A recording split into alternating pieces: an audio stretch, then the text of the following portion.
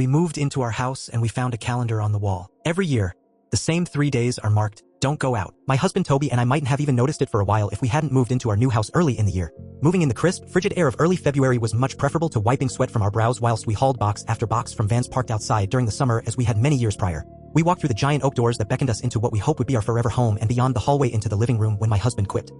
Was that there before? When we had our viewing? I quickly scanned the space before me and shot him a confused look.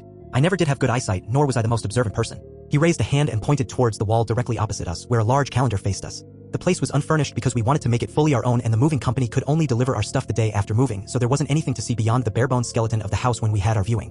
It did look out of place amongst the naked walls, but I still didn't take much note of it. For whatever reason though, my husband did and dropped the bag strapped along his shoulder to take a look. Again, it may have been my eyesight, but he seemed to spot the dark red circle around one of the dates from where we were originally standing. Hey, what do you reckon the date is marked for? He wondered out loud. I walked up beside him and took a look for myself. I don't know. Maybe it's a birthday or something. I spoke, my tone indicating my tiredness and desire to just go to bed.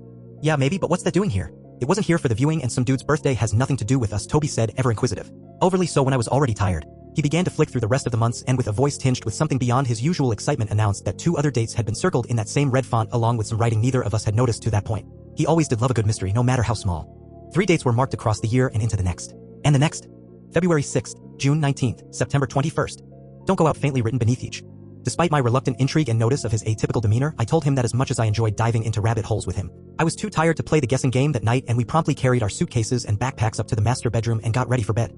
The next morning I woke up to Toby sitting on the couch from our old place the movers must have delivered and arranged as paid for whilst I was still asleep. He was facing the calendar and scrawling something onto a notepad.